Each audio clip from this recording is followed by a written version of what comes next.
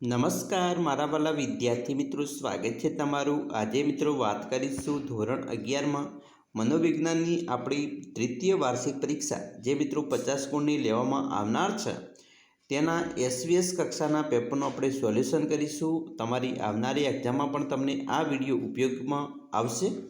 તો ચાલો વિદ્યાર્થી મિત્રો આપણે વિડીયોની શરૂઆત કરીશું। તેના પહેલાં તમે ખાસ ચેનલમાં પણ નવા હશો તો ચેનલને અવશ્ય સબસ્ક્રાઇબ કરી વિડીયોને લાઇક અને શેર કરવાનું ન ભૂલતા, જેથી કરી અમે તમારા સુધી ધોરણ 11ના તમામ વિડીયો છે એ મોકલી શકીએ। મિત્રો સૌપ્રથમ તમને અહીંયા વિભાગ નંબર એ આપેલ છે, જેમાં 10 ગુણના વિકલ્પ સ્વરૂપે કેટલાક પ્રશ્ન આપેલા છે। પહેલો પ્રશ્ન છે કે અચેતન મનનો સિદ્ધાંત કોણે આપ્યો છે? તો ફ્રોઇડ નામના મનોવૈજ્ઞાનિકે આપેલો છે। બીજું છે ભૂખ, તરસ, જાતીયતા જેવી પ્રેરણાઓ તેમજ આવેગાત્મક વર્તનમાં થતી શારીરિક પ્રક્રિયાનું નિયમન કોણ કરે છે? તો એ મિત્રો કોણ કરે છે તેનો જવાબ તમારે કમેન્ટ બોક્સમાં આપવાનો છે।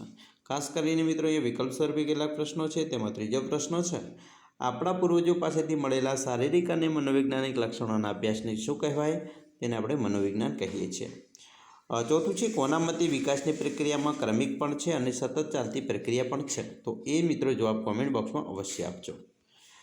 મિત્રો પાંચમું છે જ્ઞાનેન્દ્રિયોમાંથી આવેલું સાંવેદિક સંકેતોની મગજ સુધી કોણ પહોંચાડે છે? તો મિત્રો કોણ પહોંચાડે છે? નાનો મગજ પહોંચાડતું હોય છે। છઠ્ઠું છે કયા મનોવૈજ્ઞાનિકે સર્જનાત્મક વિચારને અસરકારક આશ્ચર્ય તરીકે ઓળખાવે છે? પછી સાતમું છે પ્રયત્ન અને ભૂલની પ્રક્રિયા કઈ બોધાત્મક પ્રક્રિયા જોવા મળે છે? આઠમું છે કયા મનોવૈજ્ઞાનિકોએ પોતાના પ્રયોગમાં જણાવ્યું છે કે જોવિગતોના સંકેત પૂરા પાડવામાં આવે તો ઘણી બધી બાબતો સ્મૃતિમાં પણ આવી શકે છે? નવમું છે કયા મનોવૈજ્ઞાનિકનું માનવું છે કે વિચાર ભાષાની ઘડે છે?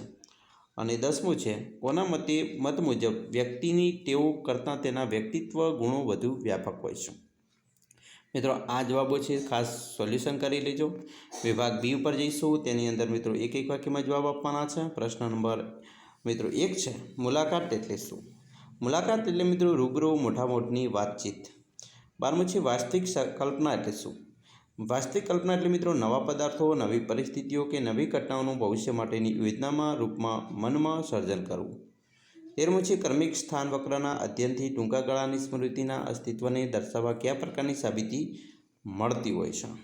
તેનો જવાબ લખી શકાય કે ક્રમિક સ્થાન વક્રના અધ્યયનથી ટૂંકા ગાળાની સ્મૃતિના અસ્તિત્વને દર્શાવતી સાબિતી મળે છે કે કોઈ વ્યક્તિ અર્થહીન પદોની સૂચિને યાદ કરીને તેનું પુનરાવહન કરે તો તેની સૂચિના શરૂઆતના પદો કરતાં સૂચિના અંતભાગના અર્થહીન પદો વધુ યાદ રહે છે। 14મું છે મિત્રો કોના મત મુજબ ભાષાનો વિકાસ શિક્ષણના સિદ્ધાંતો પર આધારિત છે? તો વર્તનવાદીઓના મત મુજબ। 15મું છે મિત્રો સ્વપ્રબલન એટલે શું? તો સ્વપ્રબલન એટલે પુરસ્કાર અથવા શિક્ષાના માધ્યમથી સ્વ નિયમિત કહેવું તે। વિભાગ સીની અંદર મિત્રો 2 ગુણના પ્રશ્નો પૂછાતા હોય છે, જેની અંદર પહેલો છે મનોવિજ્ઞાનનો શબ્દાર્થ સમજાવવાનો છે। મનોવિજ્ઞાન એટલે સાયકોલોજી શબ્દ ગ્રીક ભાષાના સાઇક અને લોગોસ શબ્દનો બનેલો છે, જેમાં સાઇક શબ્દનો અર્થ થાય છે આત્મા અને લોગોસ શબ્દનો અર્થ થાય છે વિજ્ઞાન। તો આ મનોવિજ્ઞાનનો શબ્દાર્થ થાય છે આત્માનું વિજ્ઞાન। એના પછી 17મું છે વોટ્સને શા માટે આંતરનિરીક્ષણ પદ્ધતિનો વિરોધ કર્યો? તો એનો પણ સરસ મજાનો જવાબ આપણે આ રીતે મિત્રો લખી શકીએ છીએ, ખાસ મિત્રો તૈયાર કરી લેજો।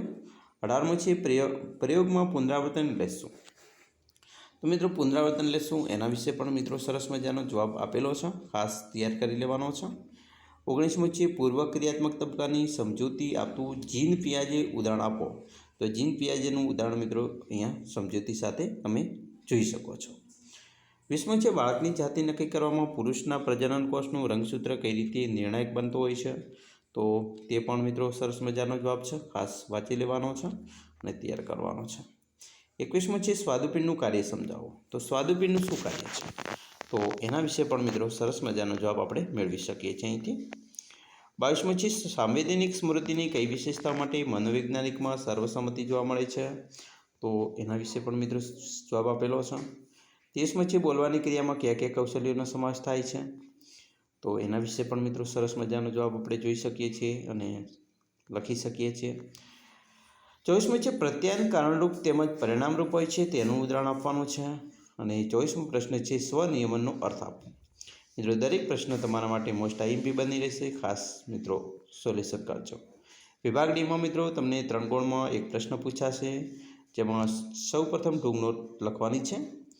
જીન ત્યાજ્યનું મૂર્ત એટલે કે પદાર્થ લખી ક્રિયાત્મક તબક્કો સમજૂતી આપો. તો એના વિશે પણ સરસ મજાનો આવી રીતે જવાબ લખી શકાય. 27મી ટૂંક નોટ લખવાની છે સીમાવર્તી ચેતાતંત્ર વિશે, બરાબર. પછી 28મું છે બોધાત્મક પ્રક્રિયાની વ્યાખ્યા આપી તેમાં સમાવેશ થતી પ્રક્રિયાઓ જણાવવાની છે. ટૂંક નોટ લખવાની છે વિસ્મરણ, બરાબર, એના વિશે પણ મિત્રો સરસ મજાની સમજૂતી મેળવી શકાય. ટૂંક નોટ લખવાની છે સ્વ એ કર્તા અને વિષય વસ્તુ તરીકે, બરાબર. તો આવી રીતે તમારે લખવાનું છે વિભાગ ડીમાં. વિભાગ ઈની વાત કરીએ તો વિભાગ ઈની અંદર મિત્રો તમને અહીંયા 4 ગુણમાં એક પ્રશ્ન પૂછી શકે છે. 31મું છે સંગઠનલક્ષી મનોવિજ્ઞાન, માનવ સંસાધન વિકાસ અને વ્યવસ્થાપનની સમજૂતી આપવાની છે. તો એના વિશે મિત્રો સરસ મજાનો જવાબ લોંગ લખી શકાય. 32મું છે નિરીક્ષણ પદ્ધતિનો ફાયદાઓ અને મર્યાદાઓ જણાવવાની છે. શું ફાયદા છે, શું મર્યાદાઓ રહેલી છે. 33મું છે જનની તત્વો અને વર્તનની સમજૂતી આપવાની છે, બરાબર. તો આવી રીતે એનો જવાબ પણ લખી શકાય. 34મું છે ભાષાની વ્યાખ્યા આપી તેના લક્ષણોની ચર્ચા કરવાની છે.